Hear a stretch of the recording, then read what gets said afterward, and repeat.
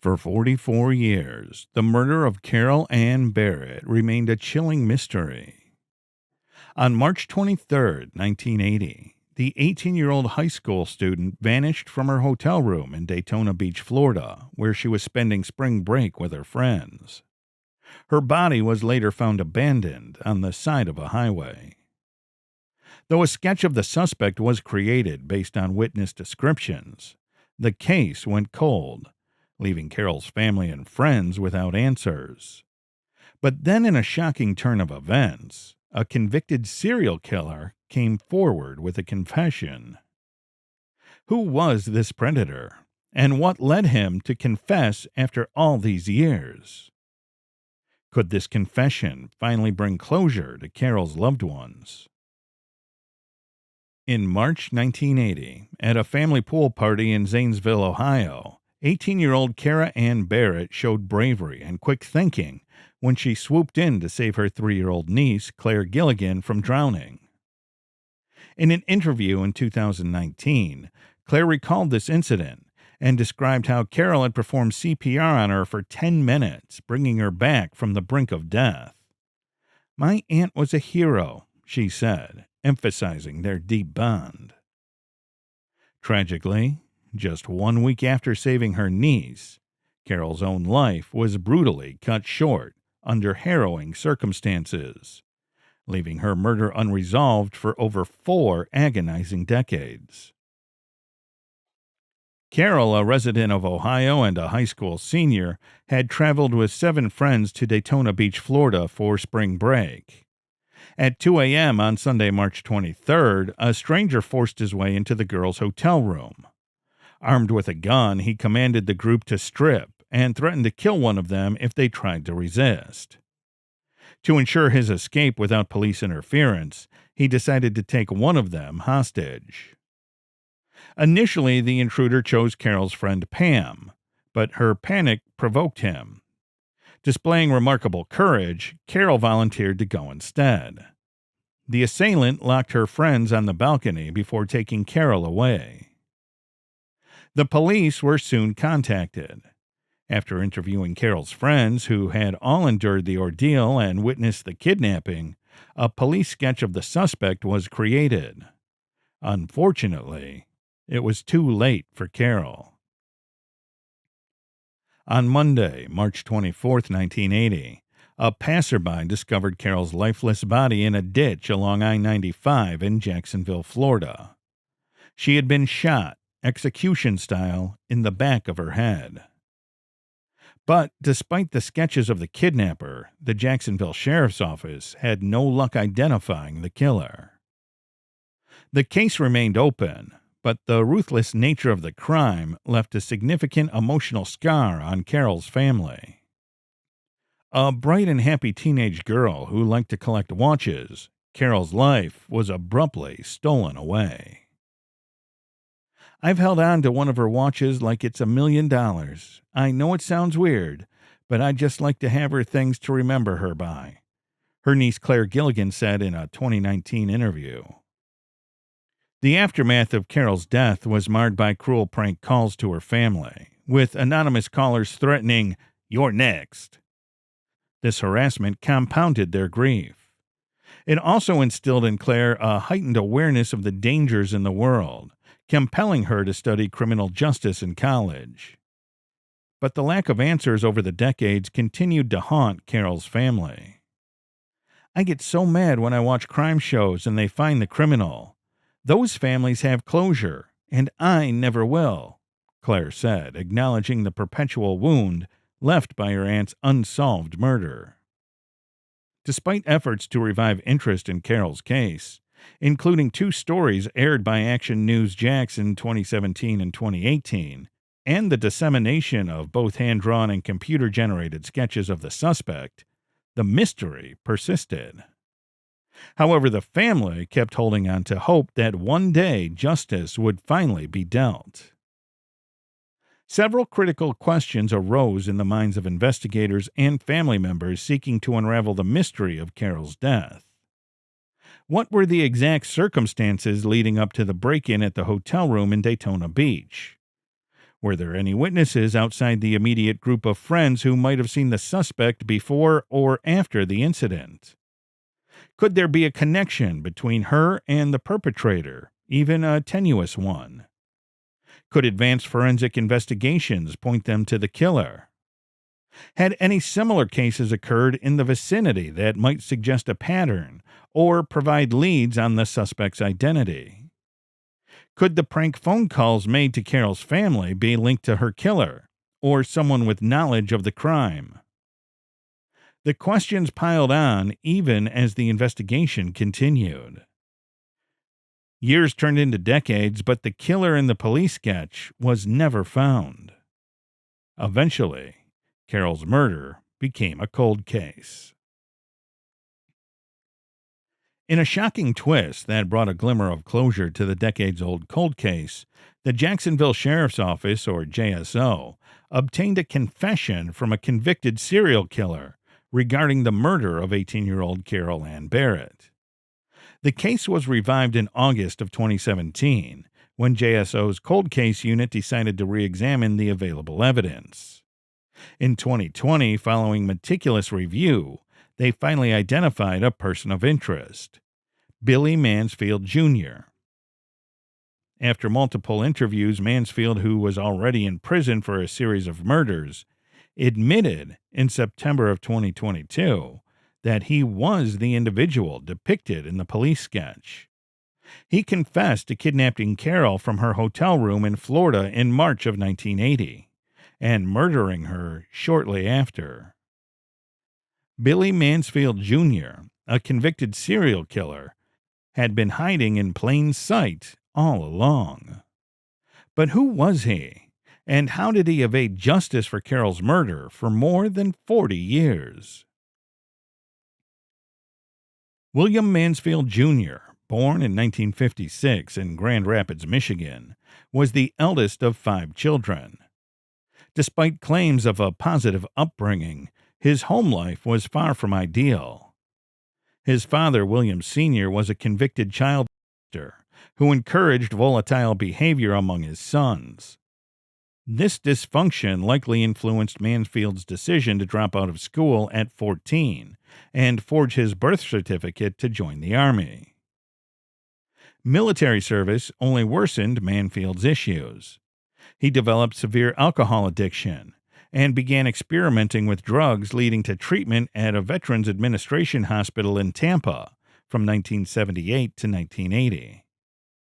His attempt at a normal life by marrying Phyllis Spielmaker in 1975 fell apart by 1979. They had 2 children, whom Phyllis chose to raise alone in Michigan after their divorce. Phyllis painted a disturbing picture of Mansfield, describing him as a closeted bisexual who brought men home from gay bars and slept with them in front of her. Mansfield's troubled upbringing and destructive choices paved the way for his horrific actions. He turned to abusing and killing women and girls, a shocking and disgusting path shaped by his past. In January 1977, a babysitter in Grand Rapids, Michigan, accused Mansfield of sexual misconduct. He was sentenced to 6 months in prison and 36 months of probation. But shortly after his release, he assaulted 2 teenagers in a rural area of the city, violating his parole and resulting in his return to prison. While in prison, Mansfield shared a cell with fellow detainee Albert Lee III, who confessed to Mansfield that he had abducted and killed 11-year-old Linda Vanderveen from a school crossing in Grand Rapids. Mansfield would later use this information to testify against Lee in exchange for a reduced sentence, resulting in his release after serving a year. But these stints in prison did little to fix his appetite for violence. On June 19, 1980, Mansfield kidnapped 18-year-old Pamela Sherrill, forcing her into his van. He drove her to a rented trailer where he assaulted and injured her. Sherrill reported the assault to police, but Mansfield was on the run. Later on November 23rd, Mansfield was arrested in Santa Cruz, California, but was released again after posting bail. and so Mansfield was set loose again, prowling for his next victim. On December 7, 1980, the lifeless body of 29-year-old Renee Salling was discovered in a drainage ditch by the side of Buena Vista Road in Watsonville, California. Renee, a mother of 3, had last been seen by her husband the day before. When found, her clothes were torn and her blouse and pants had been pulled down to her ankles, showing clear signs of assault. The coroner's report showed that she had been strangled. Based on statements from witnesses, police put together the descriptions of 2 suspects, young males in their 20s, likely related to each other.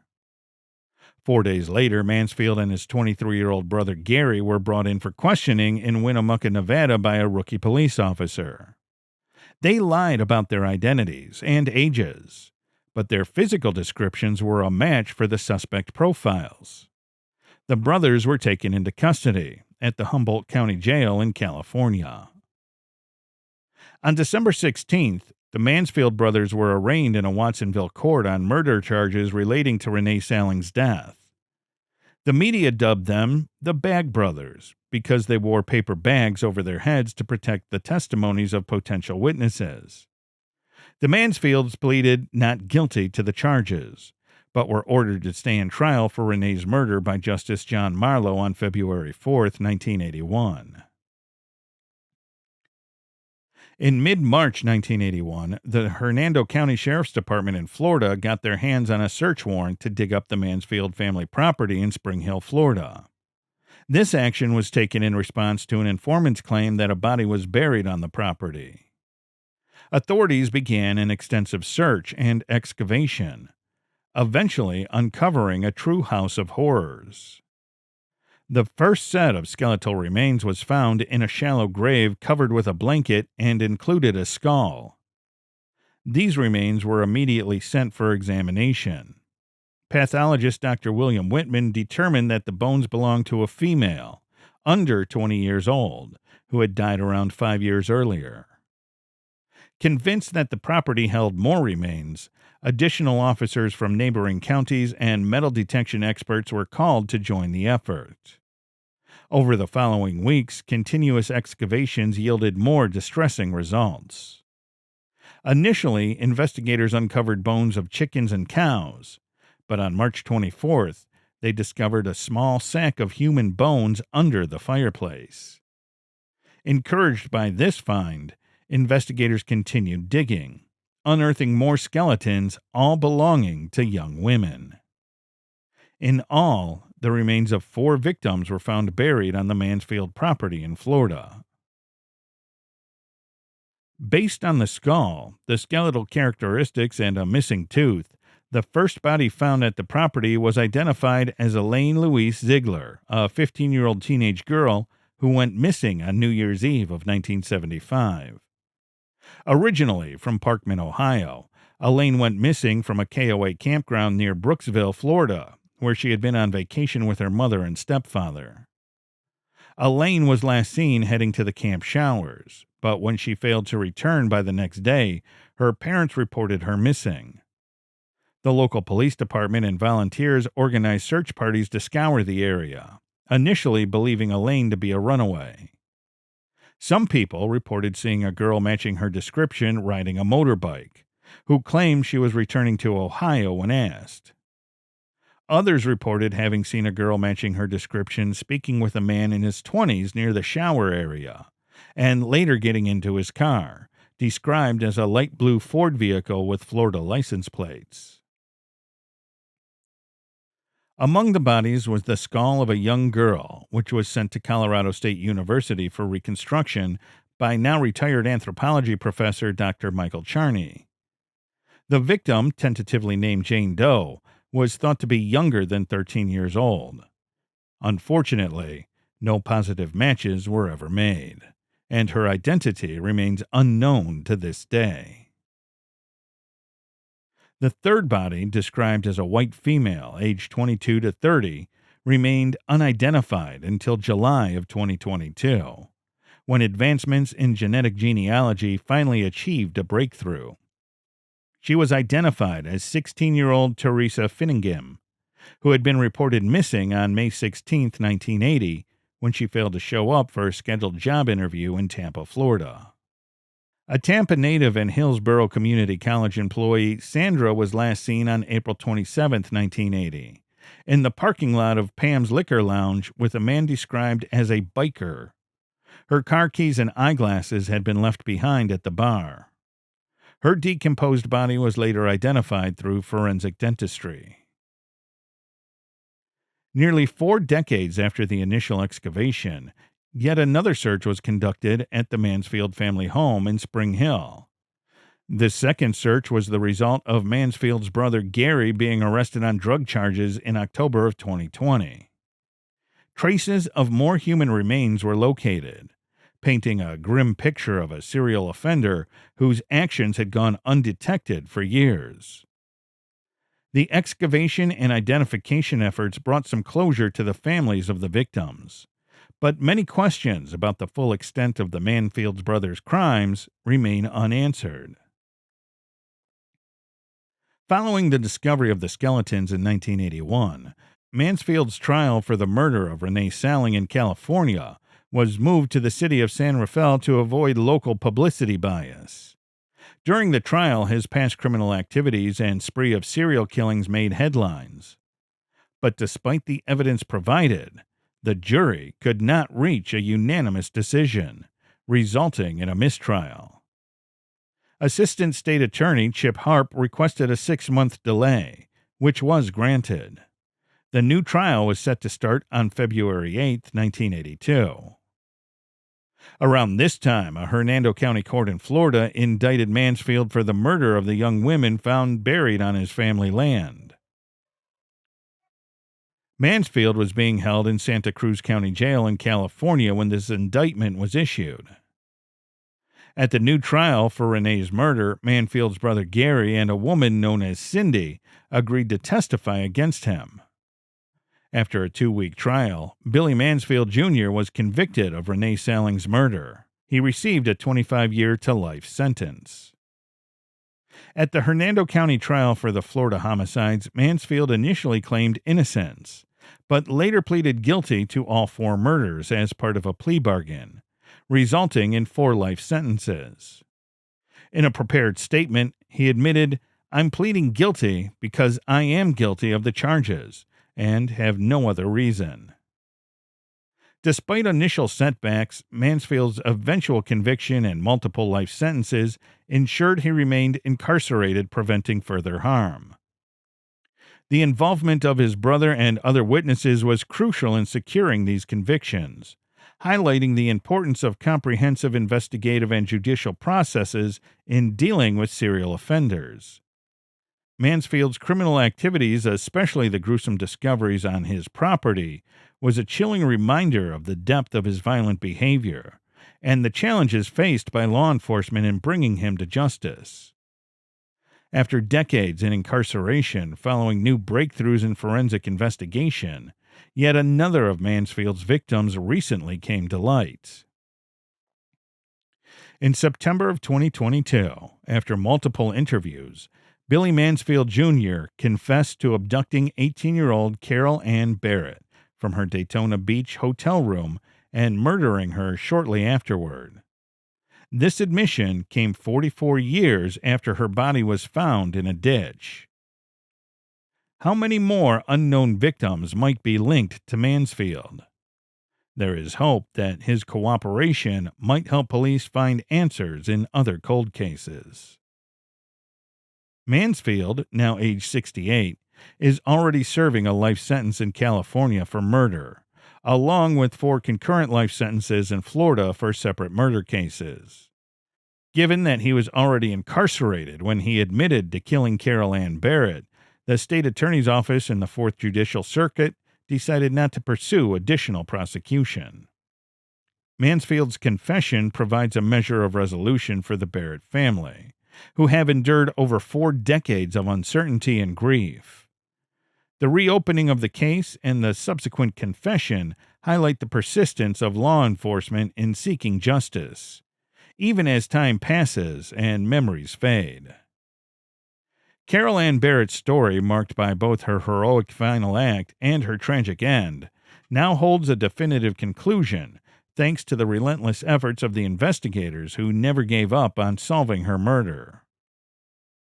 As we come to the conclusion of this mind-boggling story, the events of that fateful night still leave us pondering, what truly unfolded? How do you feel about Carol's bravery in volunteering to go with Mansfield in place of her friend? In your opinion, does Mansfield have more bodies buried elsewhere?